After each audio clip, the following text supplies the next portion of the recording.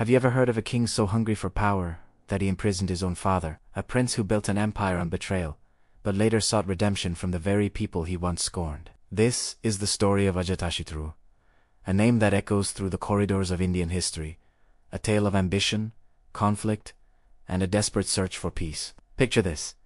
Ancient India, the 5th century BCE, the powerful kingdom of Magadha is ruled by the wise King Bimbisara. He is a devoted follower of a new teacher, Gautama Buddha. But within his own palace, a storm is brewing. His son, Prince Ajatashatru, influenced by Buddha's jealous cousin, Devadatta, grows impatient for the throne. The whispers of power turn into a dark conspiracy. In the year 493 BCE, the unthinkable happens.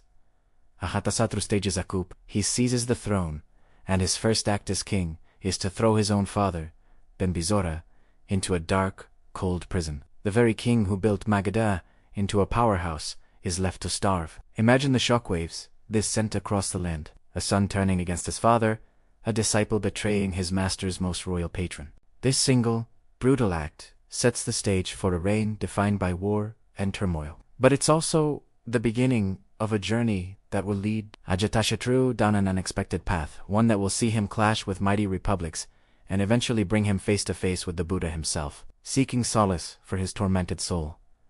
This isn't just a history lesson, it's a human drama of epic proportions. Let's rewind to Ajatashatru's birth. Around 512 BCE, he was born to King Bimbisara and Queen Salana of the Lichavi clan. His early life was one of royal privilege, but also one overshadowed by the ambitious monk. Devadatta saw in the young prince a tool to further his own goals of undermining the Buddha. He poisoned Ajatashatru's mind, planting seeds of doubt and greed, convincing him that his father was an obstacle. After imprisoning Bimbisara in 493 BCE, Ajatashatru's paranoia didn't end. Legend says Queen Salana would secretly bring food to the imprisoned king. When Ajatashatru found out, he forbade her from visiting. Yet, Bimbisara found solace, gazing at the Buddha's monastery from his prison window. In a final, cruel act, Ajatashatru ordered his father's feet to be cut, ensuring he could no longer stand. Soon after, the great king Bimbisara died in captivity. The moment Ajatashatru became a father himself, holding his newborn son, a wave of paternal love washed over him. For the first time, he understood the love his own father had for him. He rushed to the prison to release Bimbisara.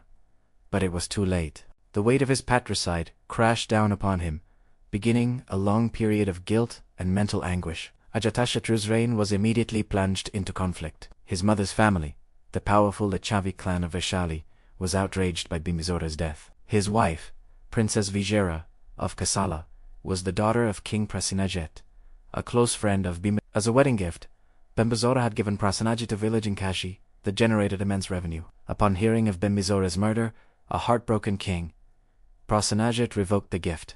This act triggered the first major war of Ajatashatru's reign, the Magadha-Kasala War. The conflict raged for years. Initially, Ajatashatru seemed to have the upper hand, but in a later battle, King Prasenajita's forces managed to trap and capture Ajatashatru and his entire army. In a surprising act of mercy, perhaps remembering Ajatashatru was his own nephew, Prasenajit released him. He not only let him go but also cemented a new peace by giving his daughter Vigira in marriage to Ajatasatru and restoring the village in Kashi as a dowry. With his western border secured, Ajatasatru turned his attention east. His next target was the Vajji Confederacy, also known as the Likavis of Vaishali. This was the clan of his own mother. The official reason for the war was a dispute over the control of a port in the Ganges River.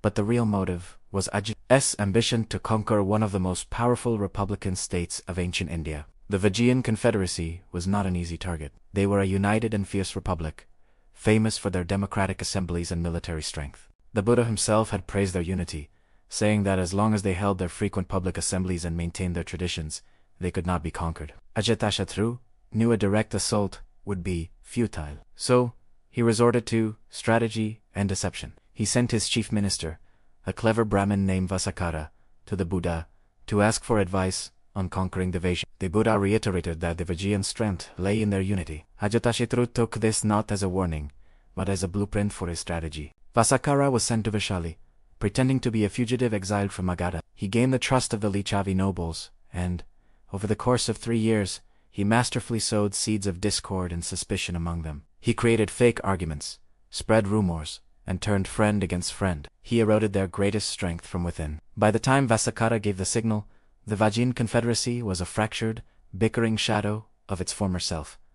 Their famous unity was broken. Around 484 BCE, with the Vajjiyans weakened by internal strife, Ajatashatru launched his invasion. To support his campaign across the formidable Ganges River, he built a new, fortified capital city called Pataliputra, at the confluence of the Ganges and Sun rivers. This strategic location would later become the capital of the mighty Mauryan Empire. The war against the Vajjiyans was long and brutal, lasting for nearly 16 years. During this war, Ajatasatru introduced two devastating new military inventions. The first was the Rathamusala, a chariot with swinging maces and blades attached to it, like a giant, mobile blender that tore through enemy ranks. The second was the Mahashilakunta, a massive catapult-like engine that could hurl huge stones, crushing fortifications and soldiers alike. These terrifying new weapons, combined with the Vajjiyans' internal disunity, sealed their fate. Vaisali fell, and the Vajjiyan confederacy was absorbed into the growing Magadhan Empire. Despite his military triumphs, Ajatasatru was a deeply troubled man. The guilt of killing his father haunted him. He suffered from terrible nightmares and a burning fever that no physician could cure. He was tormented, unable to find a moment's peace. His ministers suggested he visit various spiritual teachers, but none could soothe his soul. Finally, his royal physician Javaka, who was also a lay disciple of the Buddha, suggested that he visit the Enlightened One.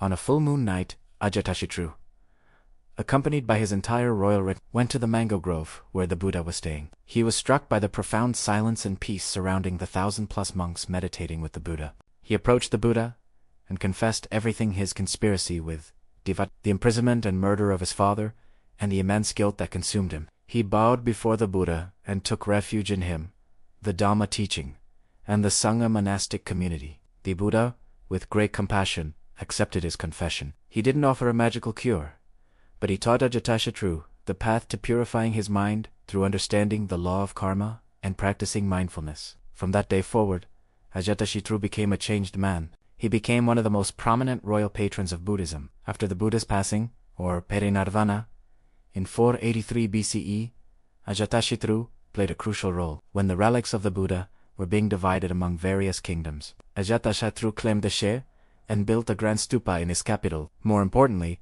he sponsored the first Buddhist council, which was held in the Saptaparni cave in Rajagriha, just a few months after the Buddha's death. This council was a monumental event, led by the elder monk Mahavira. Its purpose was to collect, recite, and preserve the Buddhist teachings, the Dhamma, and the monastic rules, the Vinaya, to ensure they wouldn't be lost. Without Ajatasatru's patronage and protection, this crucial first step in codifying the Buddhist canon might never have happened. The king who had once conspired against the Buddha had become his teaching's greatest protector.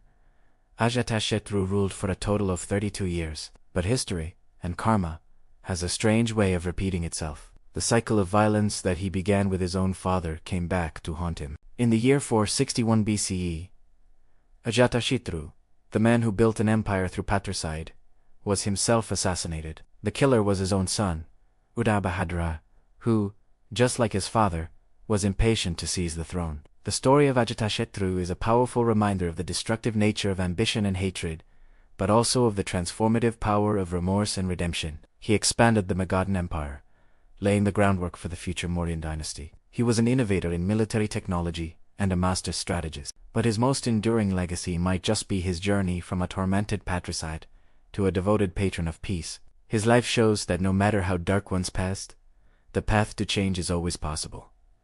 Thank you so much for watching. If you found this story as fascinating as I do, please hit that like button, subscribe to our channel for more tales from history, and let us know in the comments what you think about Ajatasatru's complex legacy. We'll see you in the next video.